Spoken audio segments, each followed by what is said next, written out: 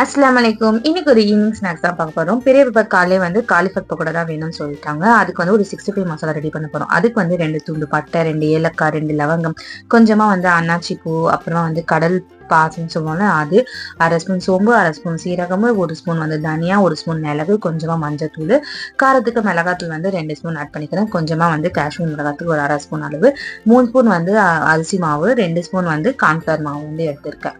நீங்க வந்து அளவு கூட கூட்டிக்கலாம். 3 ஸ்பூன் வந்து சரிசமம் கூட எடுத்துக்கலாம். கொஞ்சமா வந்து கரம் மசாலா ஆட் பண்ணிட்டு நல்லா வந்து ஃபைனா வந்து அரைச்சி கொண்டு வந்துட்டேன். கடை மசாலால வந்து இந்த மசாலா வந்து தூத்து போயிடும், அவ்வளோ டேஸ்டா இருந்துச்சு. இப்போ வந்து காலிஃப்ளவர் வந்து சுடு தண்ணியில போட்டு கொஞ்சமா வந்து கொதிக்க வச்சுட்டு மஞ்சத்தூள் போட்டு கொதிக்க வச்சுட்டேன். ஒரு 2 கொதி வந்தப்போ ஃப்ளேம் ஆஃப் பண்ணிட்டு நம்ம வந்து ஃபில்டர் பண்ணி எடுத்துக்கலாம். இது நல்லா ஆறினப்போ மசாலா போட்டு வெயிட்டிங் பண்ண போறோம். இப்போ நல்லா ஆறிடுச்சு.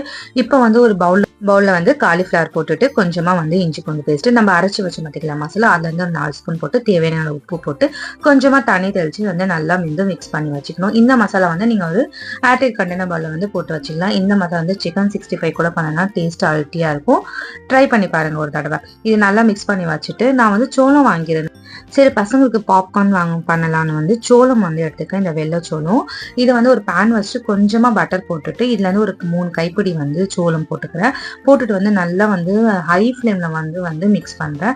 மிக்ஸ் பண்ணிட்டு தேவையான அளவு உப்பு போட்டுட்டு இப்போ வந்து ஒரு 2-3 நிமிஷத்துலேயே வந்து நம்ம நல்லா வந்து வறுத்தோம்னா இது நல்லா ஒரு மாதிரி பொரிஞ்சு வரும்.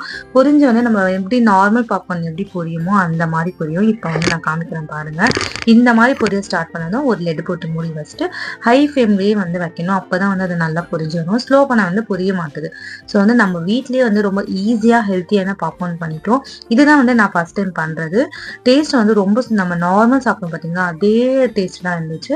உங்க பசங்க பாப்கார்ன் கேட்டாங்கன்னா இந்த மாதிரி வந்து ஹெல்த்தியான வெர்ஷன் வந்து ஒரு ட்ரை பண்ணி பாருங்க. டேஸ்ட் வந்து அல்ட்டியா இருந்துச்சு.